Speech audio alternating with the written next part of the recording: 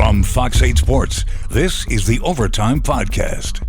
From the Fox 8 studios in New Orleans, this is the Fox 8 Overtime Podcast. I'm your host, Sean Fazende, riding shotgun as he does each and every podcast. This is Andre Johnson. Junior. Not forget the Junior. Very important, remember the JR at the end of the name. Before we get into today's content, be sure to like, to share, to rate, to review. If you're watching us on YouTube, do us a favor. Hit that subscribe button. Get the bell notification. But when we drop that, fire content. Also, hello, Gulf Coast Sports and Entertainment Network. Glad you have found us here. And stay here. We got a lot coming here on this channel. Basketball's coming up pretty soon. Whole lot of football, whole lot of basketball on Gulf Coast Sports and Entertainment Network, everywhere in between. So appreciate you catching up with us and staying here on this wonderful network that we started a couple of months ago and only keeps growing. All right, Andre, Victory Monday. It is not in the city of New Orleans. For the third week in a row, Saints take the L. I was there. I witnessed it firsthand. I took the flight out of Seattle later Sunday night instead of the Monday morning flight that I normally do. Had to get away from there because it was not a good scene. Saints against the Seahawks. Their first road trip was an absolute disaster. They fall in humiliating fashion, 44-13. Looked really, really, really bad. There's no other way to sugarcoat it. And here we are at 0-3. We're going to get into that. But first things first, how you feeling on this Monday? I was feeling a lot better before I had to watch that game. You know, it's rare that we can sit back at noon down here and enjoy the noon games because the Saints are playing at 3. So I enjoyed a nice slate of noon games. Fantasy football teams were doing great. Then we got to 3 o'clock and it all went downhill pretty much from opening kickoff for the Saints and the Seahawks. And now as we sit here, the Saints sit at 0-3. Now, the Saints being 0-3, when you look at some of the preseason predictions, isn't a huge surprise to many, Sean, but we didn't necessarily expect the 3 losses to look like how they did. So now as we look at this 0-3 football team, how are you feeling about the state of the Saints? All right, I got a long one here, so bear with me here. First things first, hey, Saints fans, this is the path. A lot of y'all I talk to on the regular, when I asked y'all, or when we chatted, y'all said y'all had no problem with the Saints being terrible for a year and then coming back up, getting the good draft picks and resetting the franchise. Well, my friends, this is what terrible looks like. This is how it goes. And I'll be surprised if this is the last beatdown they take this season. Look, what happened to the Saints on Sunday in Seattle was more than just a loss. It was a beatdown. It was a massacre. It truly was a slaughtering in Seattle of the Saints by the Seahawks. Kellen Moore's team looked unprepared, undisciplined, overwhelmed, and overmatched. A 44-13, I wrote, misery session. And let me tell you something, it was every bit as miserable being there live watching that game. In the previous 2 defeats, we talked about this, they were in it until the end. In this one, the game was over before the end of the first quarter. It was ugly. It was bad. You watch a game like that, Andre, and you don't just think bad loss. When you watch a game like that and you kind of look around and you feel the state of the Saints where they're at right now, ugly thoughts start to creep into your head. Like, is this the worst team in the NFL right now? Or are they in the running for that title? It's the title no one wants. Too early to tell, obviously. But you lay an egg like that after the way the season had kind of started off, and then given the expectations going in, it's natural if your mind has drifted to that. This was a debacle in all phases, none more so than the catastrophic special teams. When your special teams are catastrophic, usually the game gets catastrophic because that type of performance from that phase of the game can really tilt the scales. The Saints had not 1, not 2, not 3, but 4 massive mistakes when it comes to special teams. By now you know there's bad, there's terrible, and there's what happens with the Saints on Sunday. It was past terrible. A disaster of epic proportions essentially into this game before the second quarter began.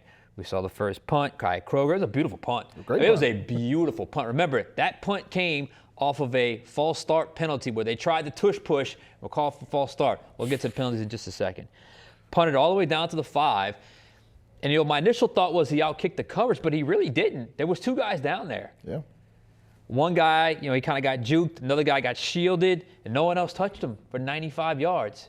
And you watch it, man, was the effort there? Was the execution there? The execution surely wasn't, but was the effort there? Fair to question. Then we know, next drive, a comedy of errors when it came to penalties. They got to punt it back away. It was 14-0 at that point. And block punt where the rusher isn't touched. There's no stunt. There's no, game that they run up front or twist. He just runs straight to the punter. Yep. No one blocked him. Block punt. Set up another touchdown 2 plays later. 21-0, 4:22 mark in the first quarter. Game over. Thank you for playing. They could have went home at that point. They really could have. That would have been bad enough, but they weren't done. Blake Grupe missed a 52-yarder. But in the grand scheme of things, that was the least of the catastrophic mistakes of the special teams. And then there was also a 60-yard punt return when the Saints cut it to 21-3 that put them back in the lead 28-3 by Young. So, special teams, disaster, disaster, disaster. Another problem. Repeat after me, Andre. Mm-hmm. The Saints are not good enough to overcome double-digit penalties in a game. The Saints are not good enough to overcome double-digit penalties in a game. You understand it. I understand it. You do. I know they understand it. Y'all do. I know the Saints understand this. And yet, for the second time in 3 weeks, they committed an unacceptable amount of penalties. In all, there were 11 flags thrown, 13 called against them, but 11 accepted. The biggest one may have been their first one when Brian Brzee was called for an unnecessary roughness penalty. After the Saints stopped the Seahawks on their opening drive, that penalty extended the drive. They scored a touchdown, I believe. Was it the next play or the play right after? Yeah. It was a little bootleg play. That, to me, of all the penalties that was called, was probably the toss-up. That was the one. They probably could have let that go. He got caught. It was the headbutt, but they were drawing back and forth. Sometimes, if the ref sees it and he feels it's egregious, they throw the flag. Nonetheless, it happened at the most inopportune time, seemed to set the tone for the rest of the afternoon. On the Saints' third offensive possession, I told you about this. They had a comical 3 penalties in 4 plays. Actually, it was 4 out of 5, but the 4th one wasn't accepted. Right? What happened right after that play? The punt was blocked, setting up 21-0. This is not a winning formula for success. This is not the way you do things. And this is certainly a poor reflection on Kellen Moore and his leadership style and what's happening with the details, what's happening with the execution. Are you giving them too much? Are they not understanding the message? Are they not respecting the message? Is there not an accountability factor that's happening in practice? Are they just too complicated? All of these things now come into question when you have 2 out of 3 games where you have double-digit penalties, and look, you're just not good enough to overcome them. You're just not good enough to overcome that many penalties. So, special teams are a problem. Penalties continue to be a problem. Now let's talk offense. Okay? Here's my problem with it. If there is no tempo, there is no offense. If there is no tempo, there is no offense. Regardless of circumstances, and I know it got crazy yesterday, went out of control very early. 13 points is not good enough in the NFL.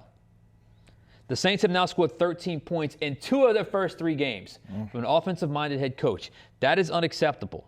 What is becoming clear is just how much that side of the ball leans heavily on up-tempo style of play. So much so that the problem becomes when they aren't rushing up to the line after each play, they can't seem to find a true flow. It happened again on Sunday. This is a major issue, Andre, because tempo in the NFL can work in spurts, but this is not college where you play 90 plays a game and you hold the cards up on the sideline. This is the NFL. If that worked on a regular basis, you'd see a lot more teams doing it more than just in spurts. It would happen a whole lot more. As a general rule, you'll see it as a change of pace thing, 2-minute drill. You don't see it every other drive like the Saints seem to want to have to do it right now. In Seattle, you really saw the limitations of it because part of the reason why you get up to the huddle so quickly is not just to catch them off guard, but also the coordinator is talking in the headset into the helmet of the quarterback up until like the 19-second mark or something of the play clock, whatever it is. And you saw it. Spencer Rattler having to do this, having to cover his ears quite a few times. He's trying to change the play calls. He's trying to listen to what he's got in his ear. It didn't work. Doesn't work on the road as well, especially in a loud environment like that. You can get away with it at home, and sometimes you can get into a good flow, but on the road, it doesn't work as crisp or as clean. So the Saints have got to find a way to figure out for the offensive operation to be get the play call in, huddle up, get to the line, make your checks, and execute. It can't be all this running to the line. A, you're tiring your guys out, and B, it's leading to some pre-snap penalties as well, which is becoming a huge problem. So let me tell you something, man. This 0-3 Saints team, they got a lot of work to do. They got some problems to fix, and they've been able to mask some of the deficiencies the first 2 weeks because of the way the games played out, and it was close at the end. I ain't doing it no more because it don't get any easier next week. We got to go to the opposite side of the country. You got to go to play the Buffalo Bills and probably the best or top 2 player in the NFL in Josh Allen. What say you? During the preseason, when the schedule released, we both, went through and we gave our predictions game by game. Mm-hmm. I expected them to lose these 3 games, but what I didn't expect was for each game to be winnable. You look at the Cardinals game, that was a winnable game. They had a shot at the end. You look at the Niners game, that was a winnable game. They had a shot at the end. Both games, they can't come up with it. This game, they never had a shot, but Friday, we both sat in here and we asked, is this a game that the Saints can win? And we both kind of walked away saying, Seattle is not a juggernaut. Seattle is an average team that's dealing with some pretty big injuries, just like the Saints. Both teams dealing with big injuries, but Seattle is an average team. But the Saints sure made them look like a juggernaut on Sunday. And that's the big thing is I think the Saints heading into that game had been a little better than I expected, but at the end of the day, they're not getting the job done. And, you can talk about everybody. This was not a failure by one person on Sunday. This was a failure in every single aspect of the game. So we're going to touch on every single aspect of the game. Defense, through 3 weeks, they're giving up big plays every single week. Trey Benson had the 50-yard run against when the Cardinals came to town. Jawan Jennings had the long touchdown run when the Niners came to town. They got burned by Jackson Smith and Jigba a couple times yesterday. Big explosive plays that defense is giving up. They're not getting consistent pressure on the quarterback. Kool-Aid McKinstry has his spots, had his moments. I don't think he's taken that step forward that we've expected him to take. Alontae Taylor, he's shining in the run support and the pass rush role, but I don't think he's having as consistent an impact on the game. Brian Brzee, he's been near the quarterback a lot. He almost brought down Mac Jones. Carl Granderson wound up getting him last week. He almost brought down Sam Darnold. Sam Darnold wound up getting out of there and making a pass on the run to Jackson Smith and Jigba. So Brian Brzee is getting near the quarterback. Brian Brzee needs to be able to take the quarterback down more often. So the defense, they're definitely not helping. You look at the offense, you mentioned the slow starts. They've had an inconsistent running game. I mean, they couldn't get it. They didn't even have a chance to get it going yesterday. They couldn't get it going against the Cardinals. They did a good job against the Niners. And their inability to throw downfield. I'm listening to the broadcasters during the middle of the game. We're in the 4th quarter, and they say, Spencer Rattler's only made 2 passes over 10 yards this game. And I'm like, goodness gracious. And those passes, one of them got picked off but got called back for a flag. Another one of them did get picked off. Another one of them got swatted. There was another deeper intermediate pass that was a dropped interception. They're not having a lot of success throwing down the field. A lot of these short, if you're trying to come back from 14-0, you can only nickel and dime and penny your way up the field so much. So the defense is having their troubles. The offense is having their troubles. Special teams is having their troubles. The kickoff return, the long kickoff return that went 60 yards. The punt return where nobody even touched him. Blake Grupe, the only thing hot about Blake Grupe is the seat he's sitting on. A missed kick in each game.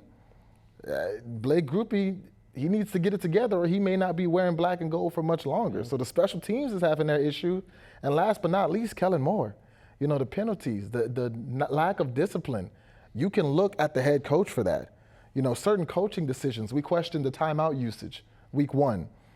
This week, I'm questioning, like a lot of fans watching the game probably questioned, if you're down 30, why are we kicking field goals with our kicker that we know is shaky? I mean, at the end of the half, you've got, what, 4, 5, 6 seconds on the clock? You've got Spencer Rattler in the red zone.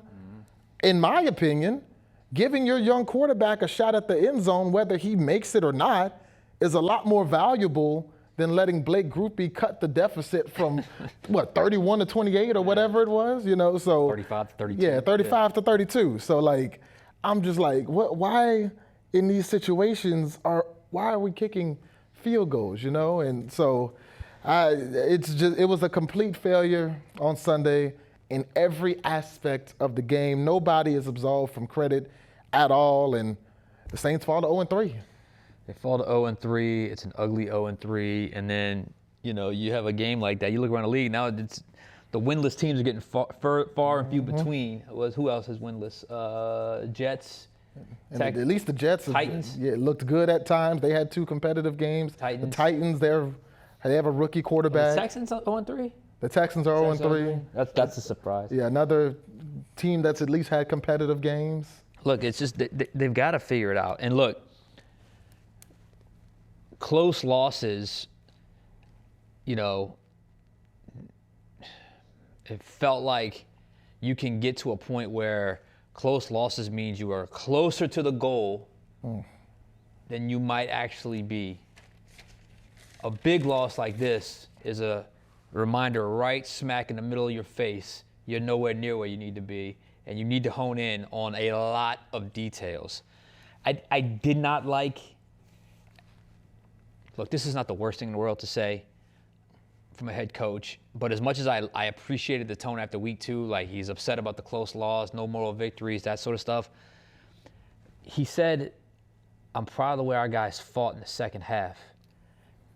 They scored 1 touchdown in the second half. It was 38-6 at halftime. The final score was 44-13.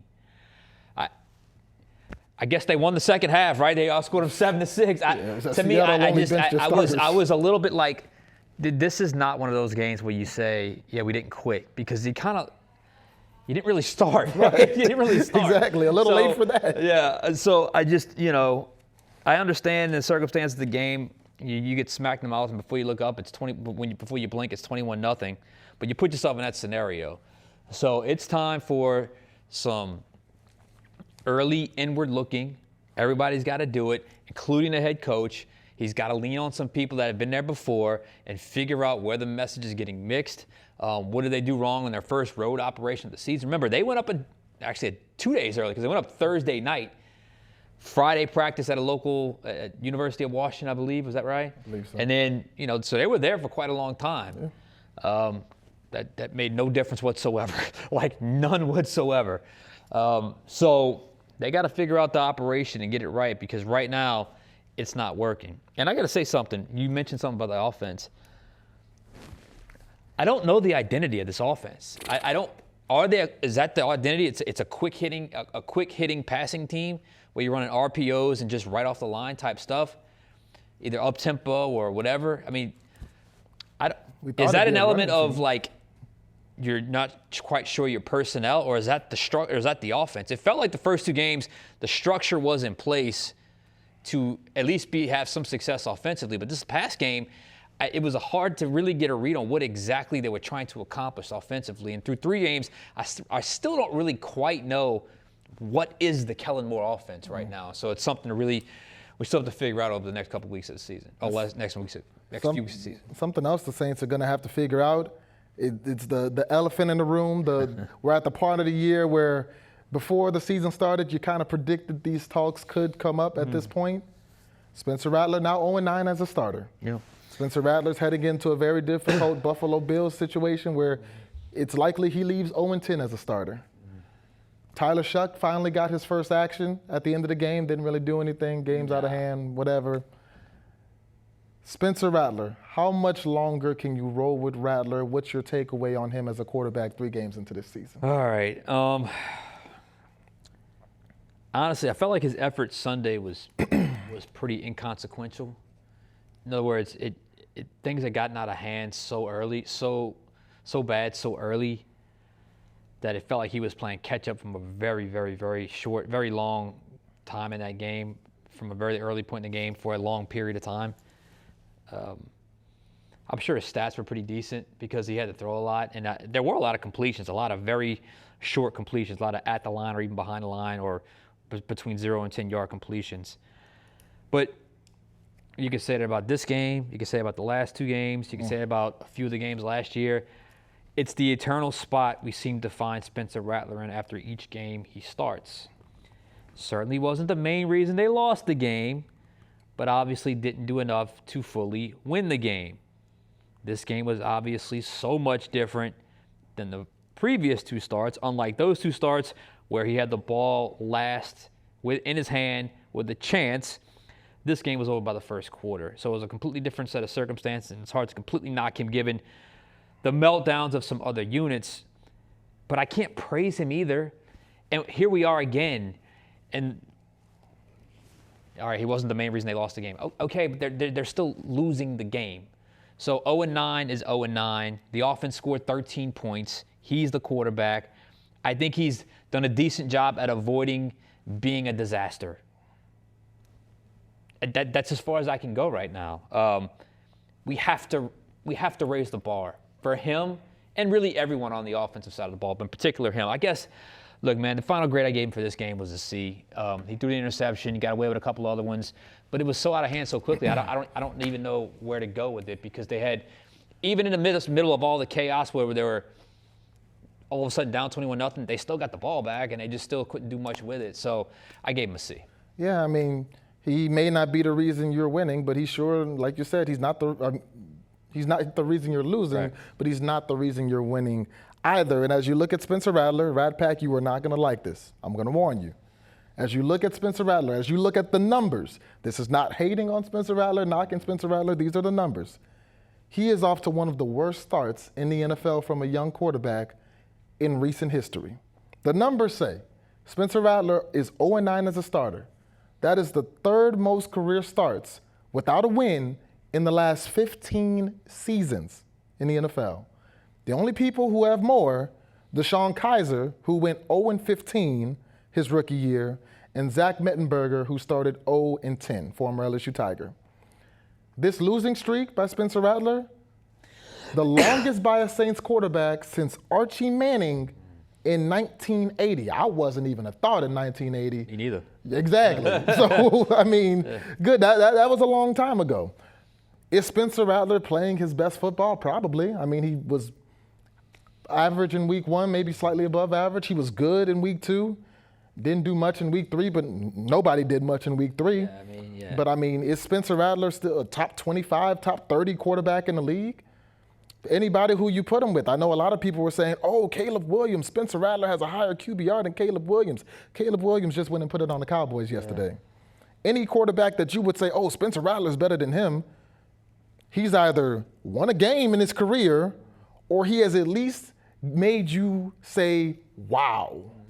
When in one moment, in one game, he's made you say, wow. That guy's got it. We have seen 10 Spencer Rattler games, 9 starts, and he hasn't had one game, one 4-quarter performance, win or loss, that made me say, wow, that's the one, you know? So that's, to me, the biggest issue with Spencer Rattler. And you have to keep in mind the NFL stands for National Football League, but it could also stand for not for long.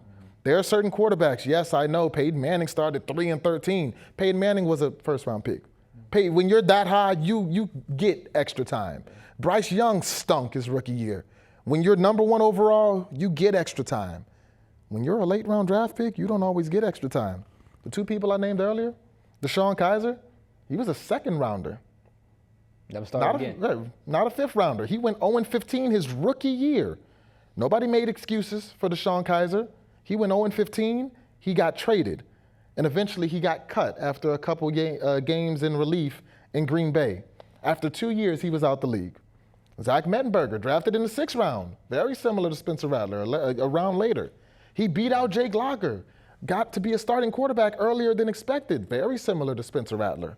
And over 2 seasons, he was 0-10 as a starter, very similar to Spencer Rattler.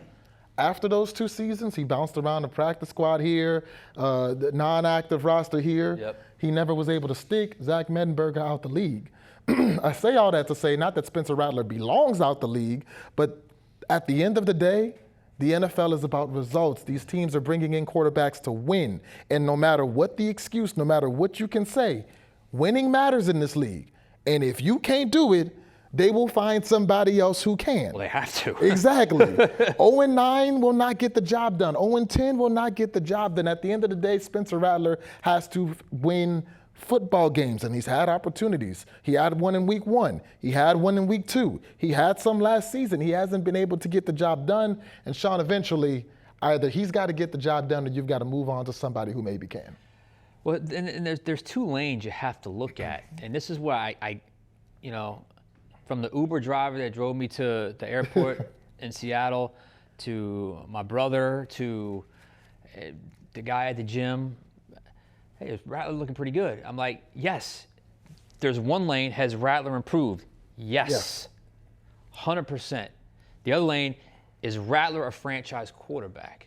He has not shown us that yet. So that you can acknowledge he's improved while also being, okay, I need more out of a franchise quarterback. And I think that's where I'm at with it right now. He has definitely improved. But the Saints have to find a franchise quarterback. The goal is not for Spencer Rattler to improve enough to not lose games. It's to find a franchise quarterback. So that's where it's at. And look, as far as it being fair or unfair, you mentioned how many 5th-round picks even get 10 starts in the NFL? Exactly. Life is not fair. The NFL is not fair. You have to win. Not how many 5th-round picks go winless their first year starting 7 games or 6 games, wherever it was, and be the opening day starter the next year. So he's had opportunities. He's played well enough in certain opportunities. He's played well in certain opportunities, but has he played well enough to say, that's the guy? And I just think that's where we all fall short right now when it comes to Spencer Rattler. I'd be very curious to see. I don't think he gets benched this week, but I'll be very curious to see if the clock's towards Tyler Shuck is coming soon. All right, we got to get out of here. Andre Johnson Jr., Sean Fazende. Catch you guys next time on Overtime.